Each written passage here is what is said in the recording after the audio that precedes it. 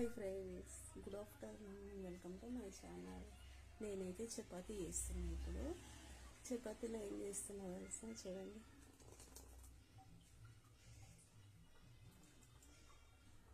పాలకూర, కొత్తిమీర, పుదీనా, కరివేపాకు, 2-3 పచ్చిమిర్చి అన్నీ వేసి మిక్సీ పట్టా.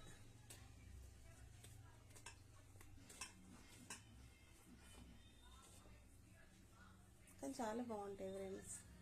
ఊరికి ఆకుకూరలే వండుకొని తినాలి రోజు ఒక విధంగా అంటే ఒక్కోసారి తినబుద్ధి అవ్వదు కదా, అందుకని ఇట్లా వేసుకోవాలి. ఇంకా ఇది పాలకూరలో నీళ్ళు ఎక్కువ ఉంటాయి కదా, ఆకుకూరలో చూసి నీళ్ళు పోసుకోవాలి చపాతీ పిసికేటప్పుడు.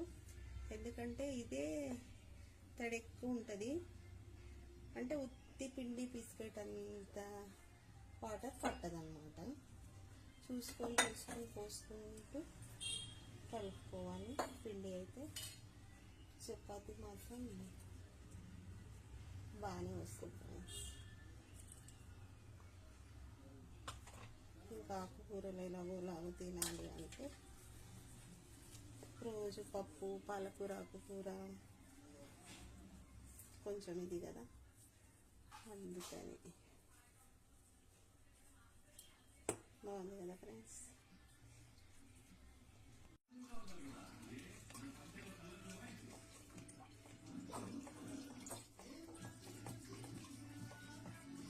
పిండి అయితే పాలకూర, కొత్తిమీర, పుదీనా, కరివేపాకు అంతా మిక్స్ చేసి పెట్టి పిండి అయితే అలా పిసుకోవడం అయిపోయింది. అక్కడ పెంక పెట్టి కాల్చి వేసేయడం చపాతీ.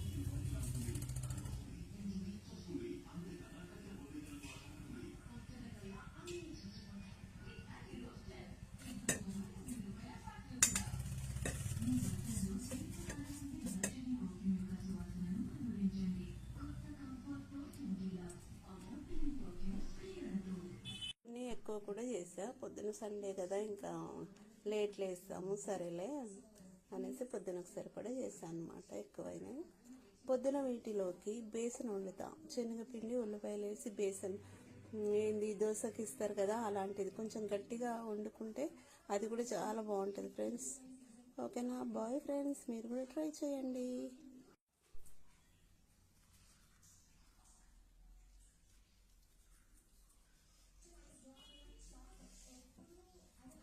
చాలా రోజుల తర్వాత చేసిన నేను కూడా, నాకు కూడా మళ్ళీ కొత్తగానే అనిపిస్తుంది.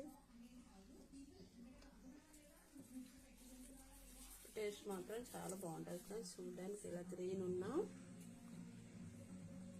పిల్లలు కూడా మంచిగా ఇష్టంగా తింటారు. ఇట్లా కలర్ ఏందో అని మీరు కూడా మీ పిల్లలకు చేసి పెట్టండి ఫ్రెండ్స్. ఓకేనా ఫ్రెండ్స్?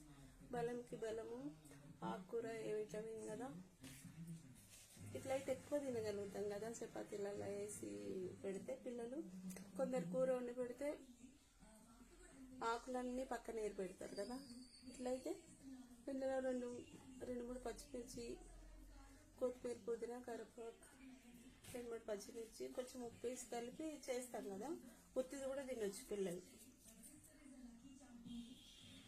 ఒకసారి అయితే చేసి చూసుకోండి ఫ్రెండ్స్ మీరు కూడా.